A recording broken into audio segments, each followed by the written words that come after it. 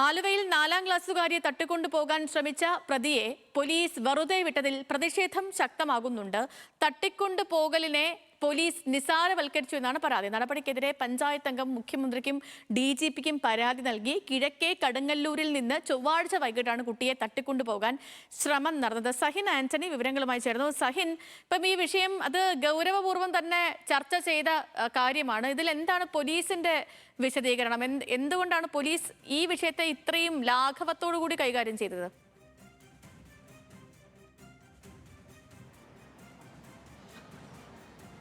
സേതു, സേതു സൂചിപ്പിച്ചതുപോലെ തന്നെ കഴിഞ്ഞ ചൊവ്വാഴ്ച വൈകുന്നേരത്തോടു കൂടിയായിരുന്നു കിഴക്കേ കടുങ്ങല്ലൂരിൽ 4ാം ക്ലാസ്സുകാരിയെ തട്ടിക്കൊണ്ടുവരാനുള്ള ഒരു ശ്രമം നടത്തിയത്. കുട്ടി സ്കൂൾ കഴിഞ്ഞ് ബസ് സ്റ്റോപ്പിൽ വന്നിറങ്ങിയപ്പോൾ അവിടെ അമ്മ എത്തുമെന്ന് കരുതി കാത്തു നിന്ന കുട്ടിയെ ഒരാൾ പിടിച്ചുകൊണ്ടുപോകാൻ ശ്രമിക്കുകയായിരുന്നു. ഉടൻ തന്നെ കുട്ടി അവിടെ നിന്ന് കുതറി മാറി തൊട്ടടുത്തുള്ള ഒരു തുണിക്കടയിൽ ഓടിക്കേറി അഭയം തേടി.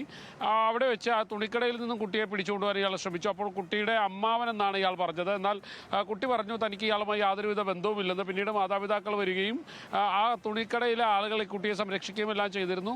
എന്നാൽ പോലീസ് സ്റ്റേഷനിലെത്തിയപ്പോൾ പോലീസുകാർ കുട്ടിയുടെ മാതാപിതാക്കളെ പറഞ്ഞ് ഭീഷണിപ്പെടുത്തി എന്നുള്ളതാണ് ശ്രീകുമാർ എന്ന് പറയുന്ന പഞ്ചായത്ത് അംഗം പറയുന്നത്. കുട്ടിയുടെ മാതാപിതാക്കളോട് പോലീസ് പറഞ്ഞത് ഭാവിയിൽ വലിയ കുഴപ്പമാകും, ഈ കേസിൻ്റെ പുറകെ നടക്കേണ്ടി വരും, അതുകൊണ്ട് പരാതിയൊന്നും വേണ്ട, ഞങ്ങളവനെ താക്കീത് ചെയ്ത് വിട്ടേക്കാം എന്നുള്ള രീതിയിൽ സംസാരിച്ചു എന്നുള്ളതാണ്. എന്തായാലും അയാളെ കേസൊന്നും എടുക്കാതെ പോലീസ് പറഞ്ഞു വിട്ടിട്ടുണ്ട്.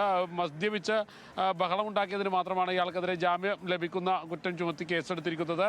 ഇത് പോലീസിന്റെ ഗുരുതരമായ വീഴ്ചയായിട്ട് തന്നെയാണ് വിലയിരുത്തുന്നതും. എന്തായാലും ഇതിനെതിരെ DGPക്കും മുഖ്യമന്ത്രിക്കുമെല്ലാം പരാതി പോയിട്ടുമുണ്ട്. സേതു.